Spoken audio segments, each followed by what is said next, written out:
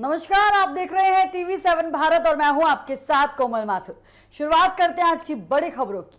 देश की सबसे बड़ी प्रवेश परीक्षाओं में शामिल सीयूईटी को लेकर अब संसदीय समिति ने कई अहम सवाल उठाए हैं। समिति का कहना है कि मौजूदा एमसीक्यू क्वेश्चन पेपर प्रणाली सभी विषयों के लिए पूरी तरह उपयुक्त नहीं है। खासकर मानविकीय और सामाजिक विज्ञान जैसे विषयों में छात्रों की सोच, विश्लेषण क्षमता और लेखन कौशल का सही आकलन केवल एमसीक्यू के जरिए नहीं किया जा सकता। इसी को लेकर समिति ने परीक्षा प्रणाली की समीक्षा करने की सिफारिश की है। सीयूईटी देश के विश्वविद्यालय में दाखिल एक प्रमुख माध्यम बन चुका है। हर साल लाखों छात्र इस परीक्षा में शामिल होते हैं। वर्तमान में सीयूईटी में अधिकांश प्रश्न एमसीक्यू यानी बहुविकल्पीय होते हैं, जिनमें छात्रों को दिए गए विकल्पों में से सही विकल्प जो है वो चुनना होता है, सही उत्तर चुनना होता है। लेकिन अब संसद की एक समिति ने इस व्यवस्था पर सवाल उठाए हैं। समिति का मानना है कि सभी विषयों का मूल्य आकलन जो है एक ही तरीके से नहीं किया जा सकता। विशेष रूप से इतिहास, राजनीतिक विज्ञान, समाजशास्त्र, साहित्य और उसमें अन्य सामाजिक विज्ञान विषयों में छात्रों की गहरी समझ और विश्लेषण क्षमता को परखने के लिए केवल एमसीक्यू पर्याप्त नहीं है। समिति ने कहा है कि राष्ट्रीय शिक्षा नीति 2020 छात्रों में रचनात्मक सोच, आलोचनात्मक विश्लेषण और समस्या समाधान जैसी क्षमताओं को बढ़ावा देने की बात करती है। ऐसे में परीक्षा का स्वरूप भी उसी दिशा में होना चाहिए।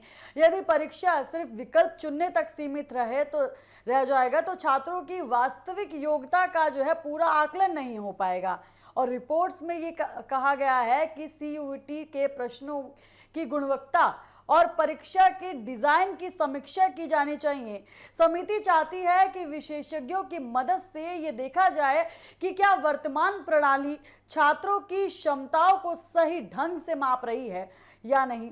समिति ने विश्वविद्यालयों की चिंताओं का भी जिक्र किया है। रिपोर्ट्स के अनुसार कुछ स्थानों का मानना है कि मौजूदा परीक्षा व्यवस्था उनकी विशेष शैक्षणिक जरूरतों और प्रवेश नीतियों को पूरी तरह जो है पूरा नहीं कर पा रही है और इसी वजह से परीक्षा प्रणाली में सुधार की मांग लगातार उठ रही है। हाल ही के वर्षों में सीयूईटी में जो अन्य राष्ट्रीय परीक्षाओं को लेकर कई तरह की बहस सामने आई है। परीक्षा प्रक्रिया की पारदर्शिता, प्रश्नों की गुणवत्ता और मूल्यांकन प्रणाली को लेकर समय समय पर सवाल उठाते रहे हैं। इसी पुष्टि में यहाँ पर जो है संसदीय समिति की ये सिफारिश काफी ज्यादा महत्वपूर्ण मानी जा रही है। हालांकि अभी तक सरकार या राष्ट्रीय परीक्षण एजेंसी यानी एनटीए की ओर से परीक्षा पैटर्न में किसी बड़े बदलाव की आधिकारिक घोषणा नहीं हुई है। लेकिन समिति की सिफारिश के बाद ये माना जा रहा है कि भविष्य में सीयूईटी के स्वरूप पर गंभीर चर्चाएं जो हैं वो हो सकती हैं।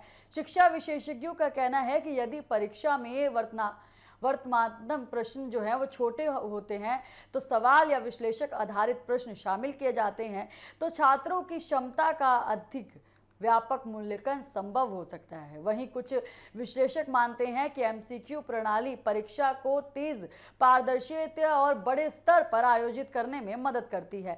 इसीलिए किसी भी बदलाव से पहले सभी पहलुओं पर विचार करना जरूरी है। फिलहाल संसदीय समिति ने सीयूईटी की मौजूदा एमसीक्यू प्रणाली की समीक्षा करने और परीक्षा डिजाइन में सुधार पर विचार करने की सिफारिश की है।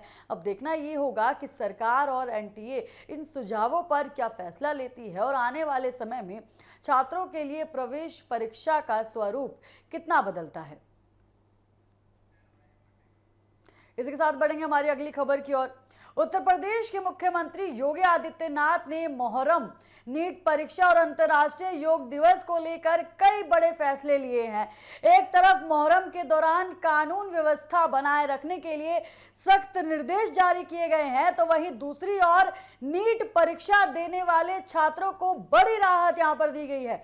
मुख्यमंत्री योगी आदित्यनाथ ने अधिकारियों के साथ एक उच्च स्तरीय समीक्षा बैठक की है। इस बैठक में मोहर्रम, नीट परीक्षा और अंतर्राष्ट्रीय योग दिवस की तैयारियों पर विस्तार से चर्चा की गई है। मुख्यमंत्री ने साफ कहा है कि त्योहारों और परीक्षाओं के दौरान शांति, सुरक्षा और व्यवस्था बनाए रखना सरकार की प्राथमिकता है। वहीं मोहर्रम को लेकर मुख्यमंत्री ने सख्त निर्देश दिए हैं। उन्होंने कहा है कि मोहर्रम मातम और श्रद्धा का अवसर है, इसीलिए किसी भी तरह का शक्ति प्रदर्शन नहीं होना चाहिए। प्रशासन को निर्देश दिया गया है कि जुलूसों में के दौरान हथियारों के प्रदर्शन की अनुमति ना दी जाए।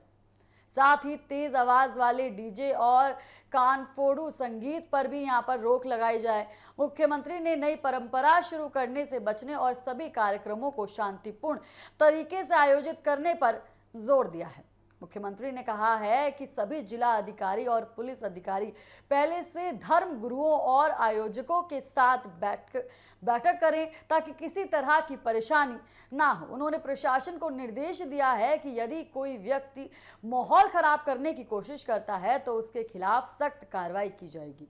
वहीं मुहर्रम के तजियों को लेकर भी यहाँ पर सरकार ने निर्देश दिए हैं और मुख्यमंत्री ने कहा है कि तजियों और की ऊंचाई लगभग 10 से 12 फीट तक ही रहेगी ताकि बिजली की तारों और अन्य सुरक्षा संबंधी समस्याओं से बच सकें। अधिकारियों को सुरक्षा के लिए जरूरी इंतजाम करने के निर्देश लगातार दिए जा रहे हैं। और अब बात करते हैं छात्रों के लिए बड़ी राहत की। मुख्यमंत्री योगी आदित्यनाथ ने घोषणा की है कि नीट परीक्षा में शामिल होने वाले छात्रों को उत्तर प्रदेश रोडवेज की बसों में किराए पर 50% की छूट मिलेगी। छात्रों को ये सुविधा अपना एडमिट कार्ड दिखाने पर मिलेगी और सरकार का कहना है कि इसे दूसरे दराज के क्षेत्रों से परीक्षा देने वाले छात्रों को आर्थिक राहत यहां पर मिलेगी। जानकारी के मुताबिक इस बार उत्तर प्रदेश जिले में नीट परीक्षा आयोजित की जाएगी जिसमें करीब 3.5 लाख छात्र शामिल होंगे। मुख्यमंत्री ने अधिकारियों को निर्देश दिए हैं कि परीक्षा पूरी तरह पारदर्शी और निष्पक्ष तरीके से कराई जाए।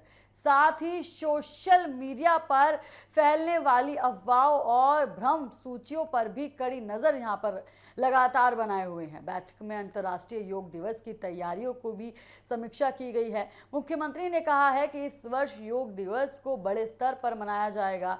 प्रदेश में हजारों ग्राम पंचायतों और शहरी निकायों में योग कार्यक्रम आयोजित किए जाएंगे। इसके अलावा 20 जून को विशेष स्वच्छता अभियान भी चलाया जाएगा ताकि योग दिवस के कार्यक्रम साफ सुथरे वातावरण में आयोजित हो सके। मुख्यमंत्री ने अधिकारियों को जनता की शिकायतों के प्रतीक समाधान के भी यहाँ पर निर्देश दिए हैं। उन्होंने कहा है कि जन सुनवाई और हेल्पलाइन पर आने वाली शिकायतों का समय पर निपटारा होना चाहिए ताकि लोगों को किसी तरह की परेशानी ना हो। कुल मिलाकर योगी सरकार ने मुहर्रम के दौरान सुरक्षा और शांति बनाए रखने के लिए सख्त कदम उठाए हैं। वहीं नीट छात्रों को बस किराए पर 50% छूट देकर बड़ी राहत यहां पर दी गई है और साथ ही योग दिवस और स्वच्छता अभियान को लेकर भी व्यापक तैयारियां शुरू कर दी गई हैं। लेकिन अब देखना ये होगा कि इन फैसलों का जमीनी पर कितना असर वो देखने को मिलता है। इसी के साथ बढ़ेंगे हमारी अगली खबर की ओर। मौसम को लेकर बड़ी खबर यहां पर सामने आई है। मौसम विभाग ने यानी आईएमडी ने उत्तर प्रदेश के कई राज्यों में भारी बारिश का अलर्ट जारी किया है। एक नया पश्चिमी विक्षोभ सक्रिय हो गया है जिसके प्रभाव से उत्तर प्रदेश, हरियाणा, पंजाब, हिमाचल प्रदेश, जम्मू कश्मीर, दिल्ली, एनसीआर समेत कई राज्यों में अगले कुछ दिनों तक बारिश, आंधी और गरज चमक देखने को मिल सकती है। आईएमडी के अनुसार उत्तर पश्चिम भारत में मौसम का मिजाज तेजी से बदल रहा है। सक्रिय पश्चिमी विक्षोभ के कारण आसमान में बादल छाए रहेंगे और कई इलाकों में हल्की से मध्यम बारिश वो देखी जा सकती है। उसके साथ ही मौसम विभाग ने लोगों को सतर्क रहने की सलाह यहां पर दी है। दिल्ली एनसीआर की बात करें तो यहां पिछले कुछ दिनों से बारिश और तेज हवाओं का दौर लगातार जारी है। मौसम विभाग का कहना है कि आने वाले दिनों में भी दिल्ली, नोएडा, गुरुग्राम और गाजियाबाद में बारिश के साथ तेज हवाएं चल सकती हैं। कुछ क्षेत्रों में गरज चमक और तूफानी मौसम भी देखने को मिल सकता है। उत्तर प्रदेश में भी मौसम बदलने वाला है। पश्चिमी और यूपी में यहाँ पर पूर्व उत्तर प्रदेश के कई जिलों में बारिश और तेज हवाओं की संभावना लगातार जताई गई है। इससे लोगों को भीषण गर्मी से राहत मिल सकती है। हालांकि किसानों और खुले स्थानों पर काम करने वाले लोगों को सावधानी बरतने की सलाह लगातार दी जा रही है। हरियाणा और पंजाब में भी बारिश का दौर यूं ही जारी रह सकता है। मौसम विभाग के अनुसार इन राज्यों में बादल छाए रहेंगे और कई स्थानों पर जो है तेज बारिश का प्रभाव यहां पर जो है लगातार जारी रहेगा। तेज हवाओं के कारण कुछ इलाकों में जनजीवन प्रभावित होने की आशंका लगातार जताई जा रही है। वहीं हिमाचल प्रदेश, जम्मू कश्मीर और उत्तराखंड जैसे पहाड़ी राज्यों में भी बारिश की गतिविधियां बढ़ सकती हैं। मौसम विभाग ने इन इलाकों में कुछ स्थानों पर भारी बारिश और तेज हवाओं की संभावना जताई है।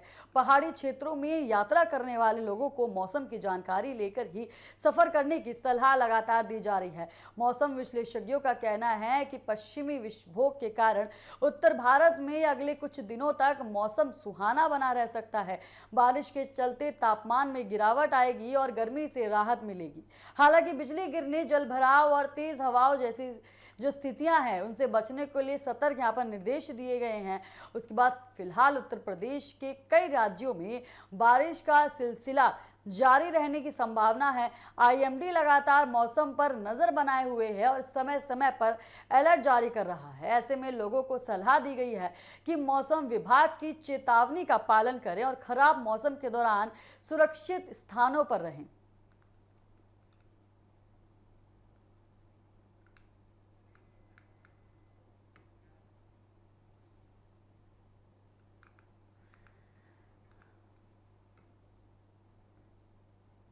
तो फिलहाल के लिए इतना ही। जल्द होंगे हाजिर। आप देखते रहिए TV7 भारत।